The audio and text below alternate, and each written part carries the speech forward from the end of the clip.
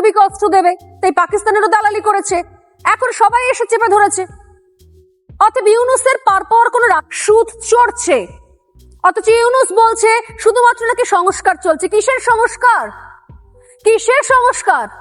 আসলে নিজের সংস্কার হচ্ছে, নিজের পকেট ভরা হচ্ছে, নিজের পলিটিক্যাল পার্টি তৈরি হচ্ছে, আর মোটা মোটা টাকা লোন নিয়ে দেশের ওপরে লোনের বোঝা চাপানো হচ্ছে।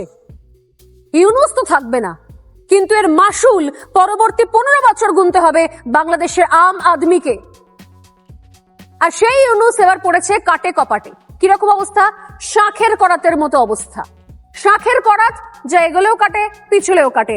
এখন ঠিক সেই অবশ্যটা সবাইকার পরিষ্কার। আর হিসেব পরিষ্কার বলেই তাই বিএনপির তাবর তাবর নেতারা রিপিটেডলি বলেছিল ইলেকশনটা করাতে, নির্বাচন করাতে দেশের মানুষ ঠিক করবে ভোট দিয়ে তারা কাকে চাইছে। অথচ সেটা কিছু হলো না। প্রশ্ন হচ্ছে এবার ইউনূস কি করে? কারণ ওয়াকরুজ্জামান একদিকে নিশ্চিত হয়ে গেছে তিনি কি করতে চান, এবং আজকে আমাদের প্রতিবেশী দেশ যারা এখনো ভাবছেন যে বাংলাদেশের অভ্যন্তরীণ বিষয় নিয়ে মাথা না ঘামালো চলবে, তাদেরকে বলে রাখি মাথা ঘামাতে 100 বার হবে। ঠিক যেভাবে পাকিস্তান নিয়ে মাথা না ঘামানোর জন্য আজকে ওই দেশটা সন্ত্রাসীদের ডেরা হয়ে গিয়েছিল, তার জন্য আমাদের এতগুলো নিরীহ মানুষের প্রাণ গিয়েছে, এবং তারপর গিয়ে অপারেশন সিঁদুর হয়েছে।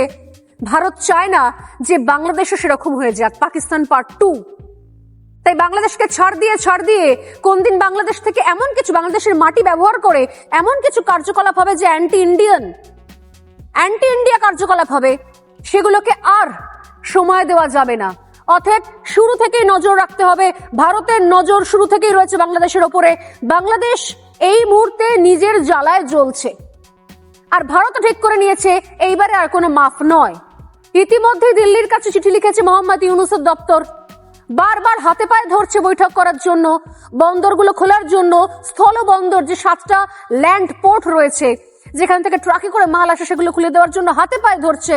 তারপরও ভারত কোনো উত্তর দেয়নি, কোনো সময় দেয়নি। কিন্তু ভারত নজর, মোহাম্মদ ইউনূস ভাবছে হয়তো এই করে পার পেয়ে যাবে। মোহাম্মদ ইউনূস ভাবছে এইভাবে সেনাটাকে ভেঙে ভেঙে চুড়ে দুটো লবি ভাগাভাগি করে কিছু টাকা পয়সা দিয়ে একটা সেনা লবিকে কিনে নিয়ে বোধহয় পার পাওয়া যাবে। কিন্তু সেগুড়ে বালি, কারণ তার তো না বাংলাদেশের এই মুহূর্তের অবস্থান সম্পর্কে আইডিয়া আছে, না তো ভারতের প্ল্যান সম্পর্কে কিছু আইডিয়া আছে।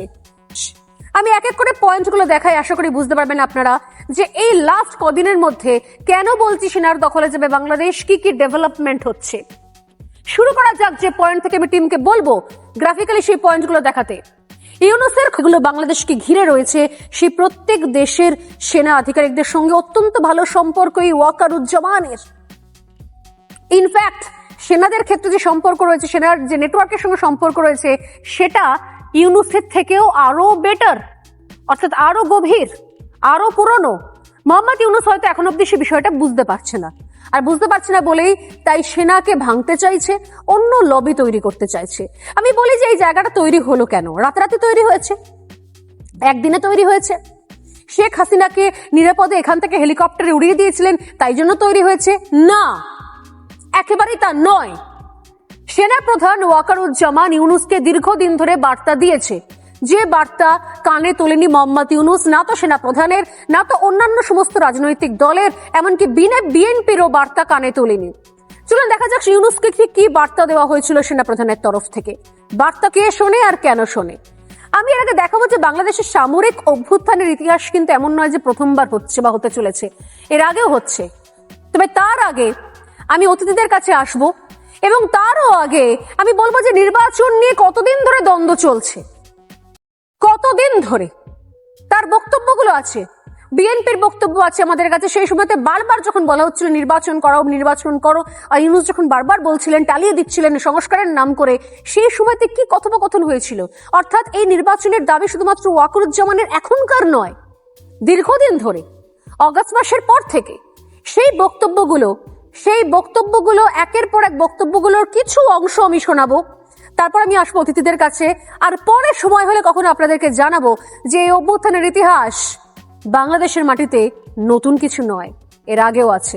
তবে তার আগে বক্তব্যগুলো নির্বাচন নিয়ে, বাংলাদেশের নির্বাচন নিয়ে দেখুন। আর এই জায়গা থেকে প্রশ্ন যে সেক্ষেত্রে ইউনূস করবেটা কি? ইউনূস এই মুহূর্তে কি করবে আমরা জানি না, কিন্তু একটা বিষয় স্পষ্ট যে এই মুহূর্তে নির্বাচন না করালে নিজের গদিও রাখতে পারবে না মোহাম্মদ ইউনূস, কারণ দফায় দফায় বৈঠক চলছে এবং আজ রাত বা হয়তো এক দুদিনের মধ্যেই খুব বড় সিদ্ধান্ত জানাতে চলেছেন ওয়াকার উজ্জামান, বাংলাদেশের সেনা প্রধান। কারণ তার সঙ্গে ইতিমধ্যেই অন্যান্য দেশের সেনা আধিকারিকরাও যোগাযোগ করেছেন। মোহাম্মদ ইউনূসের কাছে নিঃসন্দেহে খবর আছে এবং সেই জন্য তিনি পাল্টা লবির সঙ্গে, বিরোধী লবির সঙ্গে যোগাযোগ করার চেষ্টা করছেন। কিন্তু ওয়াকার উজ্জামানের এক্ষেত্রে নেটওয়ার্ক বোধহয় একটু হলেও বেশি, তাই চীন সফরটা মোটামুটি রেডি হয়ে রয়েছে। আর এই জায়গা থেকে আমি আজকের আলোচনা শুরু করব যে অবিলম্বে নির্বাচন না করার ঠিক কি কি বিপদের মধ্যে পড়তে চলেছেন মোহাম্মদ ইউনূস। কারণ শুধুমাত্র দেশের এই অভ্যন্তরীণ এই আগুন নয়, একই সঙ্গে ভারত যেভাবে কোথাও জব্দ করেছে, ভারত যেভাবে কোথাও রপ্তানির রাস্তা বন্ধ করেছে, বিগত কয়েকদিন ধরে আমরা টানা সে নিয়ে প্রতিবেদন করেছি, তাতে কিন্তু দেশের অন্দরের বণিক মহলের মধ্যে একটা চূড়ান্ত বিরক্তি তৈরি হয়েছে, একটা চূড়ান্ত অসন্তোষ তৈরি হয়েছে। কারণ আমরা আগেই বলেছিলাম যে একটি বিখ্যাত ফুড প্রস্তুতকারক সংস্থা এবং পানীয় প্রস্তুত করে, সেরকম ফুড প্রস্তুত করার সংস্থা বাংলাদেশের 1 নম্বর প্রায়, সেই রকম একটা দামি সংস্থা, প্রাণের সংস্থা, সেই সংস্থা কিন্তু মোহাম্মদ ইউনূসকে আলটিমেটাম দিয়ে দিয়েছিল, একদম দিনক্ষণ দিয়ে দিয়েছিল, অবিলম্বে যদি এই বিধিনিষেধ তোলা না হয়, যদি মোহাম্মদ ইউনূস এই বরফ না গলাতে পারে ভারতের সঙ্গে, তাহলে কিন্তু তারা পাল্টা ব্যবস্থা নেবে, যা করার তারা করবে। তো সেক্ষেত্রে ঘরে বাইরে এই মুহূর্তে শাঁখের করাতের অবস্থা